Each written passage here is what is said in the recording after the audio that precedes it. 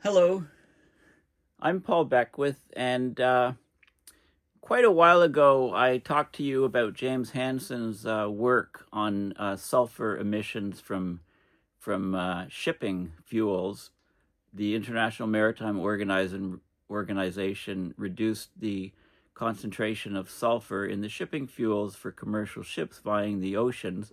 Most of these shipping routes are in the northern hemisphere, and there's many ships. It's the global commercial shipping industry. And because of the restrictions in sulfur, he showed that the reductions of sulfur would lead to fewer low-level clouds being formed, and therefore an acceleration of the warming. And he showed plots and stuff showing that the acceleration was already occurring.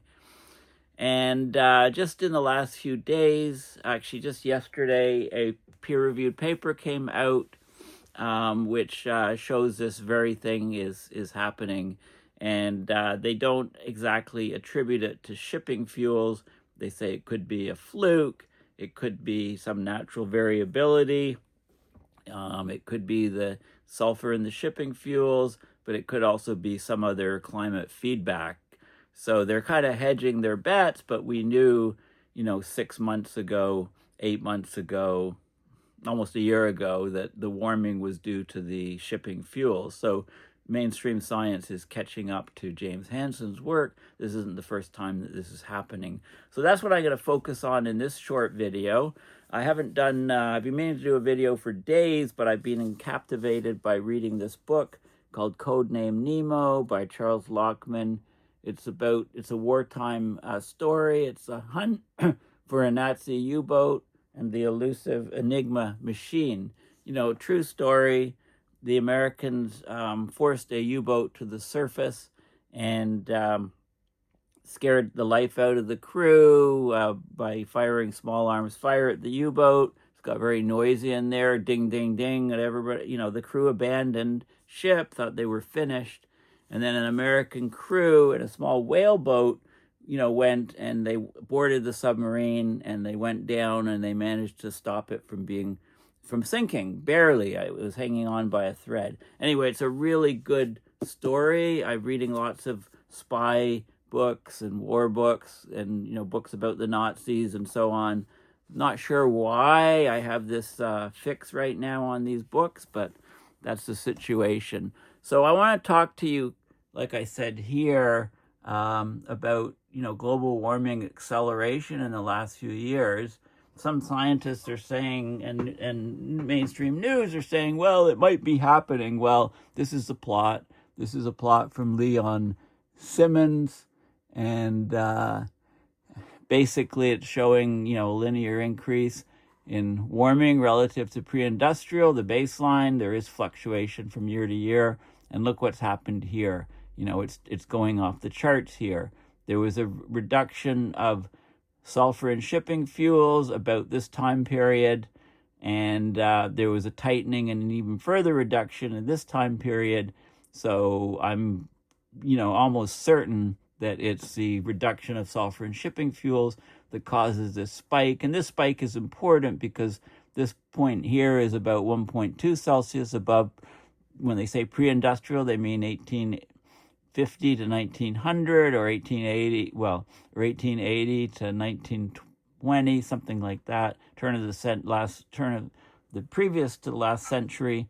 And of course, the 1.5 number is here, and we exceeded 1.5. This year is going to be more like 1.6 or something when the numbers come out early in the new year. So warming has definitely accelerated. We've blown by that 1.5 number that the Intergovernmental Panel on Climate Change always talks about, and that the climate COP conferences like the one in Baku always talk about. So this is very significant and not good news. Okay, so let's look at the. I just did a search here on Google, warming acceleration in the last 2 years, and hey, there's my video right here. December 17th, 2023. Acceleration of global warming between large El Ninos now and in the past. There's my video. Hey, look, there's another video of mine. Acceleration of global temperature rise in climate. That's from October, just over a year ago. And here's a video from Peter Carter, February, global warming is accelerating. So that's interesting that those three videos pop up. Recent CBC article, why is Earth being so unusually hot for the past 2 years? Actually, let's have a quick look at that one, because that I didn't open that one up. Maybe it's got some good plots and so on. Oh, it's talking, okay, so here's 2024 temperatures compared to the 10 hottest years on record. So you can see, here we are way above the previous 10 warmest years on record. 2023 was warmest by a long shot, and it talks about trends and so on. Anyway, that's a good plot there. Okay, so there's lots of there's lots of articles here, other articles, carbon briefs covering it in April, recent acceleration in global warming. This is the, there's a Nature article saying they hadn't measured the recent surge. It wasn't detectable yet. Well, I'm showing you this plot. I mean, that looks pretty detectable, but you could just say it's one of these variations, right? So I think that's what they're saying. They want a bit more time to conclusively confirm that, they say it's not detectable. Club of Rome, February report talking about global warming, the rise. Okay, so this is the NBC News article. Why is it being even hotter than expected recently? Research points to diminishing cloud cover. Okay, so global temperatures in the last 2 years have been higher than scientists anticipated. Okay, you've seen it in the two graphs I've just shown you, the CBC graph and the Leon Simmons graph. And they suggest it's because cloud cover has decreased. Well, that's what Hansen was saying 6 months ago, 8 months ago. Anyway, this is a new article, December 5th. So basically it's saying global temperatures in the last 2 years have been even higher than climate scientists expected. The reason, possible reason, they're all hedging their bets, saying possible reason, cloud cover has decreased. The research suggests that a reduction may be a consequence of global warming, which would mean the planet's heating up even faster than scientists thought. Well, duh. Yeah. Okay, so there's a couple questions. Are there hidden climate change dynamics behind the sudden shift? So last year, 2023, was the hottest in recorded history. Through summer, and 2024 was on pace to be hotter. So, we only have, December 6th. We only have, 3 weeks or just 3.5 weeks until we're into the new year. So, we're going to be on record temperature, well above even last year, which was the hottest in history. This year, we're likely to be about 1.6, blowing past the 1.5 guard band, which I was talking about, that's always talked about in the media and by the Intergovernmental Panel on Climate Change in the UN. So they factored in the effects of greenhouse gases, the El Nino effect, and researchers couldn't account for about 0.2 degrees Celsius, which is equivalent to 0.36 degrees Fahrenheit change of the warming observed in 2023. They just couldn't explain it. So this new study shows that cloud covers decreased over the past 2 years. That allows more light to reach and heat the Earth's surface. So the light's not being reflected back to space, the sunlight. So it was published Thursday, just yesterday, in the journal Science. And it says that there's been an overall decline in the planet's albedo or reflectance, and that's causing the temperature anomaly that we saw in 2023. This pretty much fits this most recent additional increase of observed solar radiation, says one of the authors of the study, a climate physicist at the Alfred Wegener Institute in Germany. The expected behavior of clouds in a warmer world has been one of the toughest aspects of the climate system to study and model. Okay, so they've actually observed it from satellites. And if the reductions in low cloud cover aren't the result of chance, it means Earth is warming faster than scientists thought. So warmer ocean, you'd expect more water vapor in the atmosphere and therefore more cloud cover. What we're seeing is the opposite effect. We're getting less cloud cover, so there's something else going on, and aerosols, sulfur aerosols, make the only sense to me from the shipping fuels. And Hansen attributed the excess warming to that, 8 months ago. 6 to 8 months ago in a number of different briefs on his website, which I'll show you in a minute just to remind you of. And now we have a peer-reviewed paper, so it makes international news. It's not really clear yet to what extent some of this extra warming in the last 2 years might be variability that goes away again, but the odds are shifted towards a higher than expected warming. So this new research is based on analyzing climate models and also on the NASA satellite data about the Earth's albedo or reflectivity. So they say there's 3 possible reasons, although we know, Hansen's correct. Again, his reason is correct. But anyway, one reason is that a natural process is diverging from normal, causing a reduction of cloud cover. So it's possible that natural variability is causing the ocean surface to warm more than expected. That's shifting the physics of how clouds form. See, this doesn't make sense to me because if you got a warmer ocean, then you've got more clouds, not less clouds. So this is hokey, I think. The second possibility, yes, that's what's happening, is changes to maritime shipping regulations. The IMO in 2020 imposed limits on the sulfur content allowed in maritime fuels. Actually, they imposed limits earlier than that, 2015, 2016, 2017 sort of thing.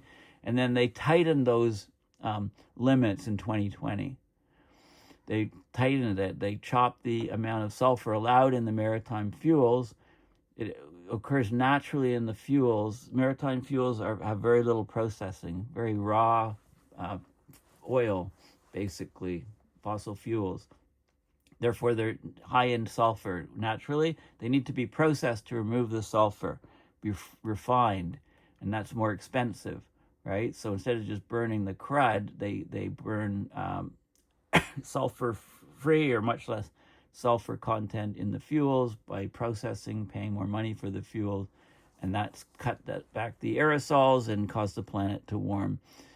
It says here, look at the hedging. Some scientists think that reducing the number of sulfur particles that pollute the atmosphere could have the unintended effect of dampening marine cloud formation. They really need to mention Hansen and his work, which is prescient, but they don't for some reason, they try to shun him. He's always tends to be shunned from the mainstream media just because he knows more than just about anybody else, and he knows the science better than anybody else.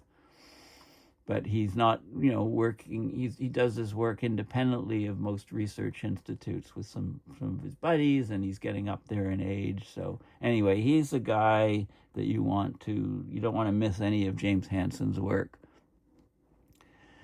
Okay, because the aerosols act as condensation nuclei for clouds, they make the clouds brighter and also more long-lived.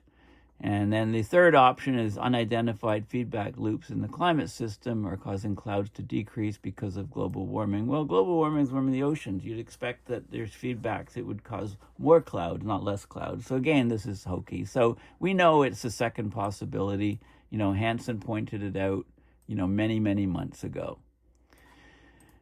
Okay, so the climate is basically more sensitive to human pollution than scientists have thought. So we're much closer to exceeding the targets.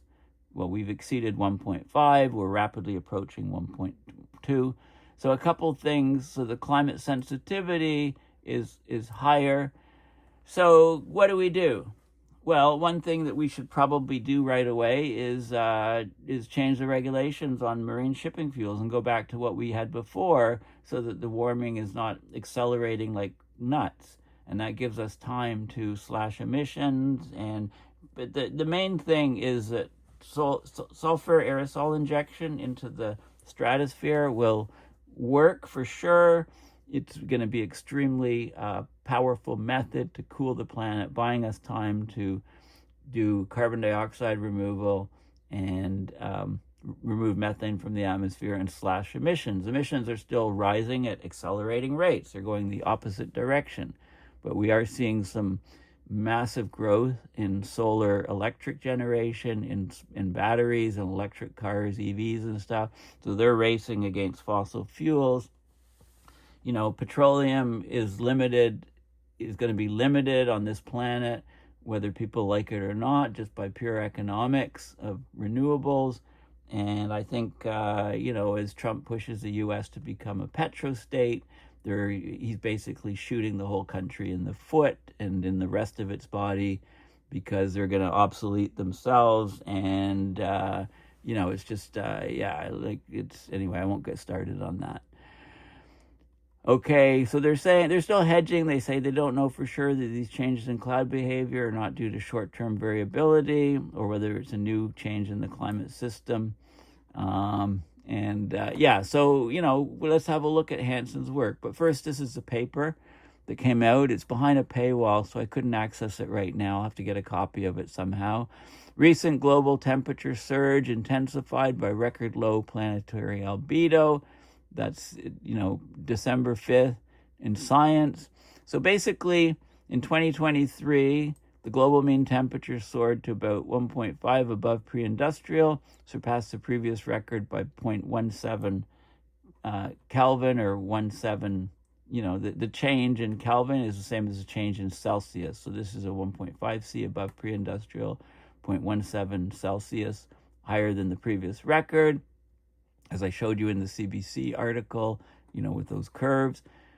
Previous best guess estimates of known drivers, including anthropogenic warming and the El Nino, fall short by 0.2 Kelvin in explaining the temperature rise. So they used satellite and reanalysis data, computer modeling, identified a record low planetary albedo, or reflectance, as the primary factor bridging this gap. This decline was caused by a reduced low cloud cover in the northern, mid-latitudes, and tropics. Well, guess where the ships are going? The commercial ships in the northern, mid-latitudes, and tropics, in continuation of a multi-annual trend. So further exploring the low cloud trend, understanding how much of it is due to internal variability, reduced aerosol concentrations, or some low cloud feedback will be crucial to assessing current and expected warming. Well, let's not wait too long. More research will be done, of course, but it's the sulfur in the shipping fuels. So let's have a look at Hansen. Just Google James Hansen, Columbia University. He's the guy, and he's got a Wikipedia page. This is his Columbia University website. So these are recent communications. He puts out communications, and this is where you find out what's happening well before you read the peer-reviewed mainstream science. 6 months later, 8 months later, a year later, people look at what he says and they study the heck out of it, and then they write a peer-reviewed paper, and it takes time. There could be a lag of, 8 months, a year on Hansen's work. So you want to follow Hansen and look at his work. So let's just have a look at some of his recent communications. So this was back in March of 2024. He talked about global warming acceleration. He showed some baselines, 0.18 rise per decade, now 0.3 rise per decade from 2010 to 2023. Showed where most of the warming is occurring in the northern hemisphere. He shows lots of data on shipping tracks.